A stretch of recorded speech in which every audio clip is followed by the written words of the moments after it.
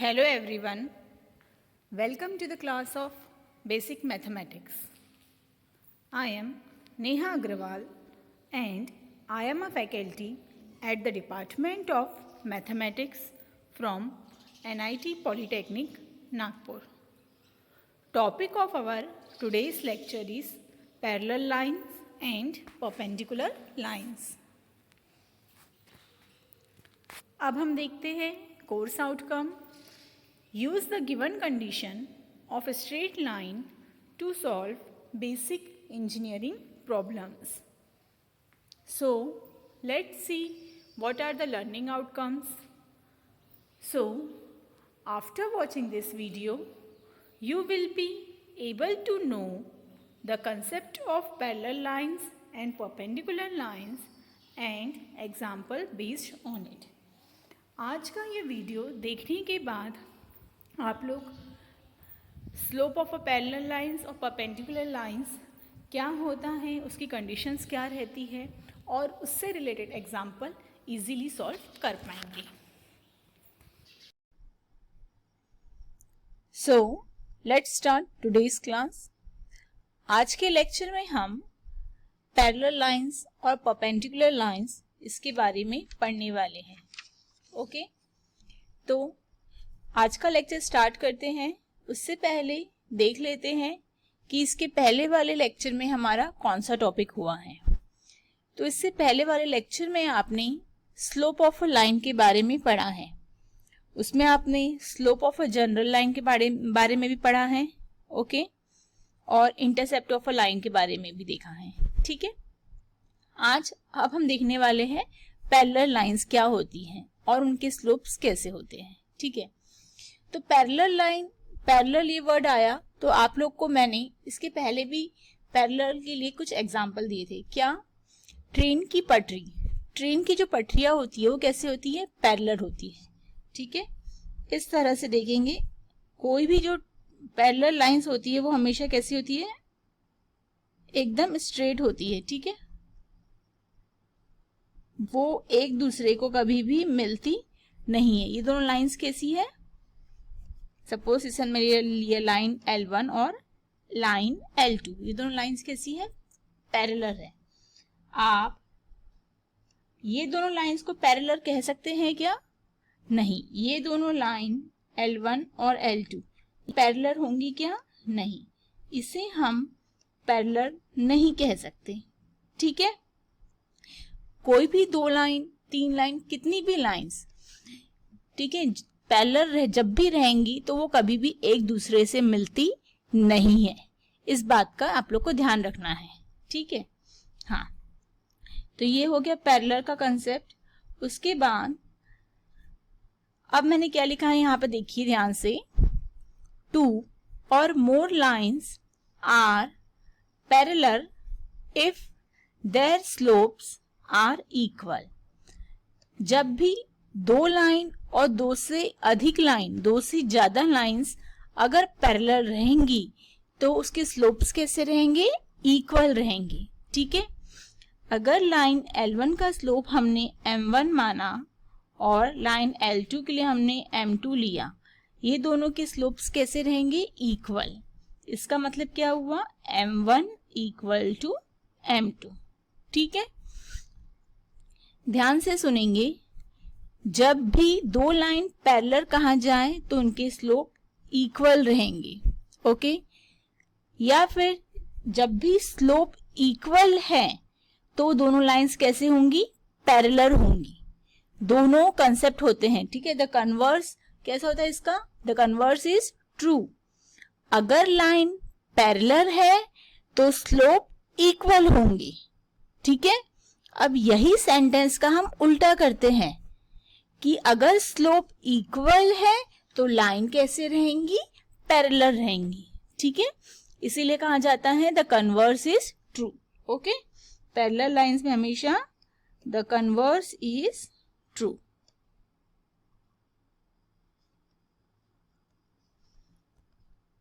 फिर से एक बार सुन लीजिए. जब भी दो लाइन पैरेलल है तो स्लोप इक्वल होते हैं. अब इसका कन्वर्स करते हैं, जब भी स्लोप इक्वल होते हैं तो लाइन पैरेलल रहेंगी। हो ठीक है, तो ये हमने किसके बारे में पढ़ा?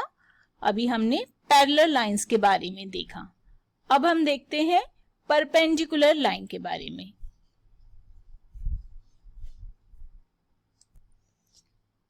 परपेंडिकुलर लाइंस,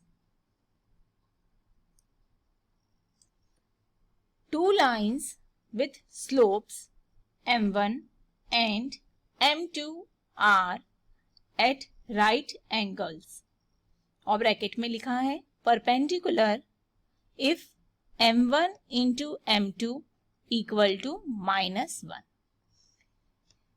जैसे कि अभी हमने पैरेलल लाइन में देखा, ठीक है, अब हम वही कंसेप्ट किसके लिए देखने वाले हैं? परपेंडिकुलर लाइन में क्या कंडीशन रहती है। तो उसके लिए सब में पहले बताइए कि परपेंडिकुलर लाइन का मतलब क्या होता है। अब जब परपेंडिकुलर लाइंस का मतलब वर्ड आता है तो वहां पर आप लोग सिर्फ दो ही लाइंस के लिए बता सकते हैं कि वह लाइंस परपेंडिकुलर है या नहीं। पैरेलल लाइंस की जब बात करते हैं हम, तो वहां पर हम दो या दो से ज्यादा अधिक लाइन को भी क्या कर सकते हैं? एक साथ में देख सकते हैं और उनके स्लोप सभी इक्वल आ रहे हैं क्या चेक कर सकते हैं, ठीक है। लेकिन अगर हमें परपेंडिकुलर वर्ड यूज पता वहां पर आता है और परपेंडिकुलर लाइंस का देखना है हमें, तो परपेंडिकुलर में हमेशा कितनी लाइंस रहेंगी? सिर्फ 2 लाइंस रहेंगी, L1 और सेकेंड लाइन है हमारी यहाँ पर लाइन L2। ओके, अब ये दोनों लाइन कैसी है? परपेंडिकुलर है। इसका मतलब कि कैसा एंगल बना रही है? 90 डिग्री का राइट एंगल, ठीक है। जब भी इस तरह का राइट एंगल 90 डिग्री का एंगल बनता है तभी दोनों लाइंस को क्या कह सकते हैं कि वह लाइंस कैसी है? परपेंडिकुलर है, ठीक है। जब दो लाइंस परपेंडिकुलर होती है तो उनका स्लोप किस तरह से आता है? m1 into m2 equal to -1, ठीक है। अगर हमें कभी बताना है, क्या बताना है कि वो दोनों लाइंस परपेंडिकुलर है, तो हमें क्या बताना पड़ेगा? वो दोनों लाइन का स्लोप का आंसर, स्लोप किसके इक्वल आना चाहिए? -1 के। तभी हम कह सकते हैं कि वह लाइंस कैसी है? परपेंडिकुलर है। ओके, यहां पर भी क्या होता है कि कन्वर्स इसका ट्रू होता है, ठीक है। हमने बताया कि दोनों लाइंस परपेंडिकुलर है तो उनका स्लोप कैसे आएगा? -1 आएगा। अगर कभी किसी दो लाइंस का स्लोप का आंसर -1 आता है तो इसका मतलब कि वो दोनों लाइंस कैसी है? परपेंडिकुलर है। ओके, इसको और अच्छे से समझने के लिए हम इससे रिलेटेड अब एग्जांपल्स सॉल्व करते हैं। तो उससे पहले एक बार पैरेलल लाइंस की कंडीशन देख लीजिए। जब पैरेलल वर्ड आएगा, पैरेलल लाइंस, तब क्या रहेगा? स्लोप कैसा रहता है? इक्वल रहता है, m1 equal to m2 equal to m3। Okay, और जब भी परपेंडिकुलर लाइंस आएगा तब उसके लिए क्या कंडीशन है? दोनों के स्लोप का मल्टीप्लिकेशन किसके इक्वल होता है? -1 का, ठीक है। m1 into m2 equal to -1। Example, 2x plus 3y plus 7 equal to 0 and 4x plus 3y plus 2 equal to 0 are two straight lines। क्या कहा है कि दो स्ट्रेट लाइंस दी हुई है। Are they parallel to each other? क्या ये parallel है? ये हमें बताना है, ठीक है। हमारे पास दो लाइंस दी हुई है और हमें बताना है क्या वो दोनों लाइंस पैरेलल है या नहीं। तो बताइए कि हम कभी भी कोई लाइंस को पैरेलल है ये कैसे बता सकते हैं? जब वो दोनों लाइंस का स्लोप इक्वल आएगा तब हम क्या कह सकते हैं कि वो लाइंस कैसी है, पैरेलल है। ओके, तो देखेंगे सॉल्यूशन किस तरह हो जाता है। हमारे पास दोनों लाइंस गिवन है। सपोज हम इसे ले लेते हैं L1, line 1 2x plus 3y plus 7 equal to 0। Okay, हमने इसके पहले वाले लेक्चर में जनरल लाइन का इक्वेशन पढ़ा था। अगर हमारे पास जनरल लाइन गिवन है तो हम उससे स्लोप कैसे फाइंड करते हैं।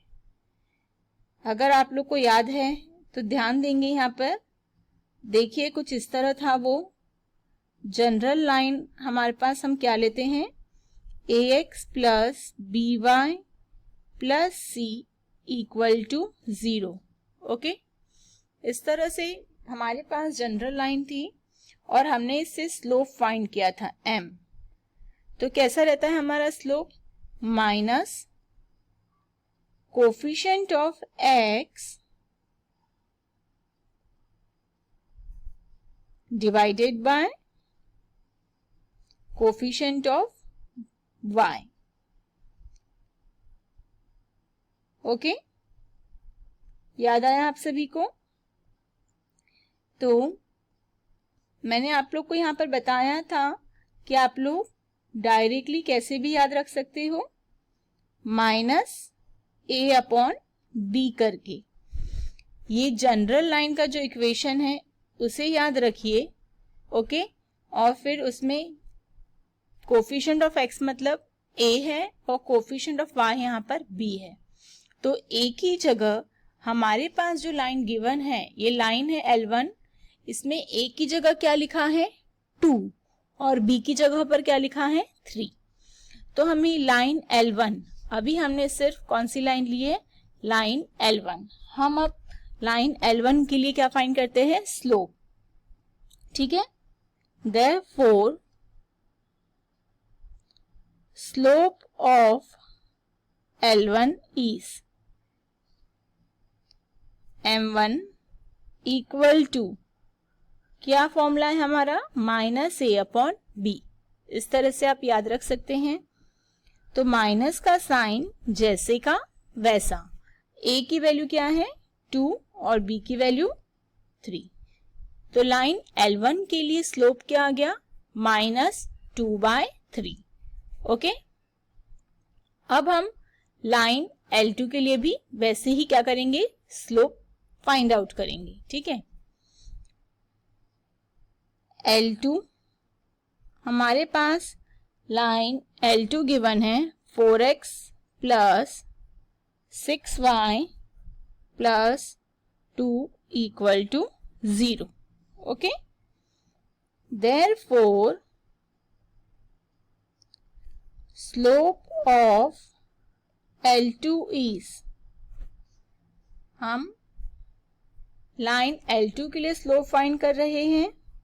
तो m2 equal to minus a upon b equal to, minus का sign as it is, a की जगह क्या आ जाएगा 4 और b की जगह 6। ओके, तो ये 4/6 है, माइनस का साइन तो जैसे का वैसा। 4/6 को हम क्या कर सकते हैं, 4 और 6 किससे डिवाइड हो सकते हैं, 2 से। ठीक है, 2 के डिविजिबल है। ठीक है, मल्टीपल ऑफ 2 है, मतलब 2 से सिंपली आप डिवाइड कर सकते हैं। ओके, तो 2 2 जा 4 और 2 3 जा 6। ठीक है, तो इससे हमने क्या कर दिया, उसे यहाँ पर दोनों न्यूमरेटर और डिनोमिनेटर को 2 से डिवाइड कर दिया। ओके, सिंपल वर्ड्स में 2 के टेबल में ये दोनों नंबर्स आते हैं तो हमने उसे 2 से डिवाइड कर दिया। ओके, अब चेक करिए, देखिए जो स्लोप m1 फर्स्ट लाइन का स्लोप आया था वो क्या आया था आपका 2/3। ओके, और सेकेंड लाइन का जो स्लोप है m2 का वो भी क्या आया 2/3 आया। तो दोनों लाइंस के स्लोप कैसे हैं, इक्वल हैं। जब दोनों स्लोप्स इक्वल है इसका मतलब क्या हुआ, वो लाइंस भी कैसी है, पैरेलल है। ओके, तो एकदम इजी कंसेप्ट है, हमें यही बताना था कि वो लाइंस पैरेलल है या नहीं। तो हमने कैसे बताया, हमने देखा कि वो दोनों स्लोप कैसे हैं, वो दोनों स्लोप इक्वल है क्या। ओके, अगर वो दोनों स्लोप इक्वल है तो लाइन पैरेलल रहेंगी। So it is observe that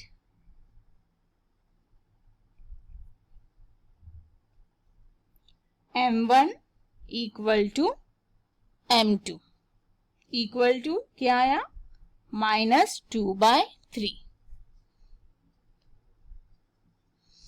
and only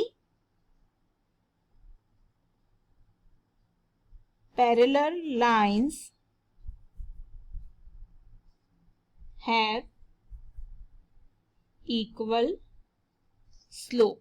ठीक है, सिर्फ पैरेलल लाइंस के स्लोप कैसे रहते हैं, इक्वल रहते हैं। ठीक है, तो therefore L1 parallel to L2, line L1 parallel to line L2। Okay, तो हमने अभी क्या देखा, हमने देखा कि जब अगर कभी कोई दो लाइंस गिवन हो, ठीक है, और क्या बताना है कि वो दोनों लाइंस पैरेलल है क्या, तो क्या चेक करना पड़ता है कि दी हुई लाइंस के स्लोप कैसे होना चाहिए, इक्वल होना चाहिए। ओके, अगर पैरेलल के लिए अगर दो से ज़्यादा भी लाइन रहे और उन सभी के स्लोप इक्वल आए, जैसे कि लाइन L1 का स्लोप आया -2/3, लाइन L2 का स्लोप आया -2/3, दोनों स्लोप कैसे हैं, इक्वल हैं। इसीलिए हम क्या कह सकते हैं कि ये जो कंडीशन है कि दोनों के स्लोप इक्वल आए हैं, ये किसके लिए रहती है कंडीशन, ये कंडीशन पैरेलल लाइंस के लिए रहती है। इसीलिए हम कह सकते हैं कि line L1 and line L2 are parallel. Okay, एक और एग्जांपल देखते हैं। Prove that the lines 3x - 2y + 6 equal to 0 and 2x + 3y - 1 equal to 0 are perpendicular to each other।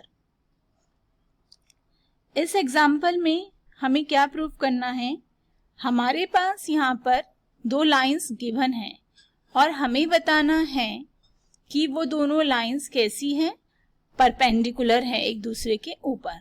ठीक है, तो जब हम कब बता सकते हैं कि ये दोनों लाइंस परपेंडिकुलर हैं, परपेंडिकुलर के लिए क्या कंडीशन है, जब उन लाइंस के स्लोप का मल्टीप्लिकेशन क्या होना चाहिए, -1।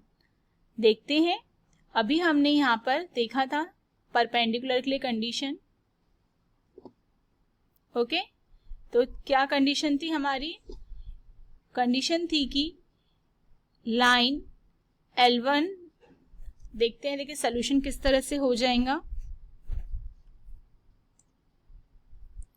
परपेंडिकुलर के लिए कंडीशन क्या है हमारी, M1 × M2 इक्वल टू -1 है। Okay,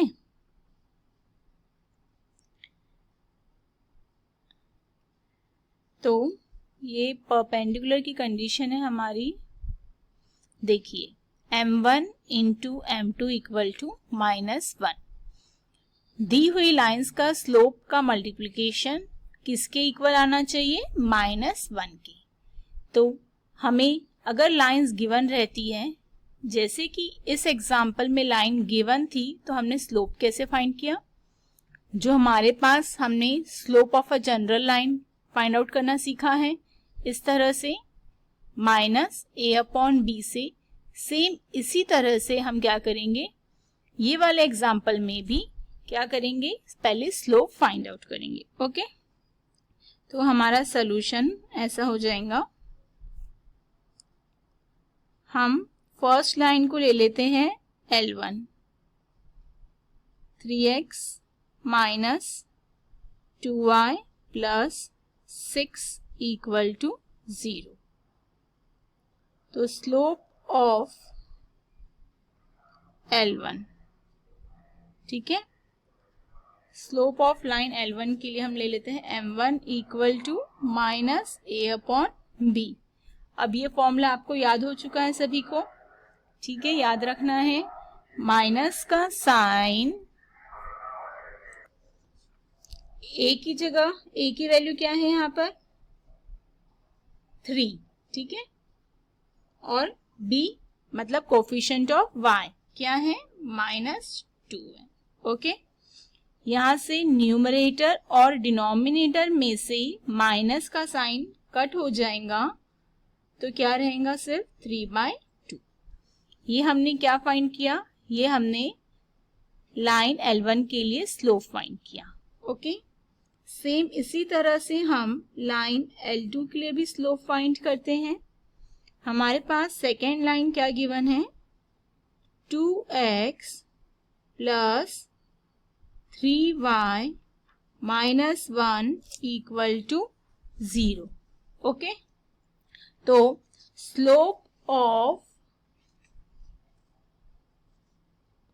L2 m2 equal to minus a upon b equal to minus a means coefficient of x, x के सामने वाला नंबर क्या है 2, कोफिशिएंट ऑफ y, b लिखा है यहाँ पर, b का मतलब कोफिशिएंट ऑफ y, y के सामने वाला नंबर क्या है 3 है। ठीक है, इस तरह से हमने क्या फाइंड कर लिया, इस तरह से हमने स्लोप ऑफ L2 फाइंड कर लिया। ओके, स्लोप ऑफ L2 क्या है हमारा m2 इक्वल टू -2/3। अब हमें क्वेश्चन में देखिए क्या बताना है, हमें बताना है कि ये जो दोनों लाइंस है वो परपेंडिकुलर है। ठीक है, प्रूफ करना है परपेंडिकुलर है। तो किस तरह से हम प्रूफ कर सकते हैं, हमें क्या करना पड़ेगा, दोनों लाइन के स्लोप का मल्टीप्लिकेशन चेक करना पड़ेगा कि वह -1 आता है या नहीं। ठीक है, तो हम चेक करेंगे। हियर वी ऑब्जर्व दैट, हमने क्या ऑब्जर्व किया देखते हैं, m1 into m2 equal to, m1 क्या आया है हमारा 3/2 और m2 क्या आया है हमारा -2/3। ये डॉट का मतलब मल्टीप्लिकेशन होता है, या फिर आप यहाँ पर मल्टीप्लिकेशन का साइन भी लगा सकते हैं। अब यहाँ पर न्यूमरेटर में 3 है और यहाँ पर डिनोमिनेटर में 3 है, तो ये 3 और 3 को हम क्या कर सकते हैं, कैंसल। वैसे ही सेम ये डिनोमिनेटर का 2 और ये न्यूमरेटर का 2 भी कैंसल हो सकता है। तो सिर्फ क्या रहा यहाँ पर माइनस का साइन और पूरा टर्म कैंसिल होके क्या बचा, सिर्फ only 1।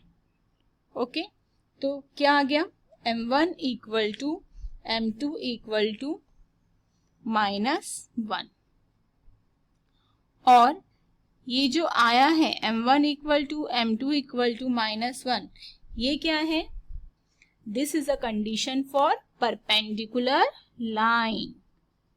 This is the condition for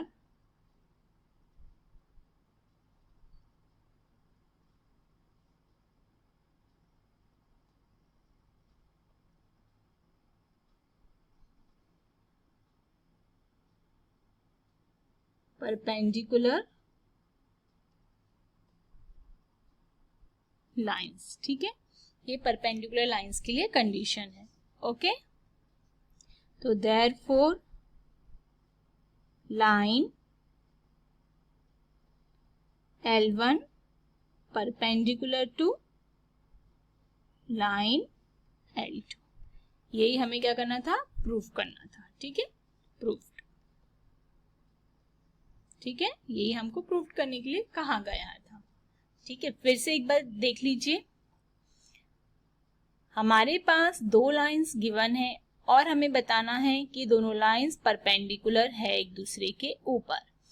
तो जब भी कोई दो लाइंस गिवन हो और उन्हें परपेंडिकुलर बताना हो तो सब में पहले उनके स्लोप फाइंड करना। हमने यहाँ पर लाइन L1 का स्लोप फाइंड किया, उसके बाद में लाइन L2 का स्लोप फाइंड किया। फिर देखना कि उन दोनों के स्लोप का मल्टीप्लिकेशन क्या आना चाहिए, -1 आ गया, -1। और ये जो -1 आया है ये क्या है, ये कंडीशन है परपेंडिकुलर लाइन के लिए। तो हम कह सकते हैं कि लाइन L1 परपेंडिकुलर है लाइन L2 पर। ओके, ठीक है, इसे ध्यान से देखकर नोट डाउन करिए और इसी के ऊपर बेस्ड क्या करना है, आप लोग को एग्जाम्पल सॉल्व करना है। अभी जो हमने प्रॉब्लम सॉल्व किए हैं ये उसी के ऊपर बेस्ड असाइनमेंट है। ओके, वैसे ही करना है सेम आप लोग को, पहले वो नोट डाउन करिए फिर इसे सॉल्व करिए। Our upcoming topic is expression for angle between two lines. Thank you.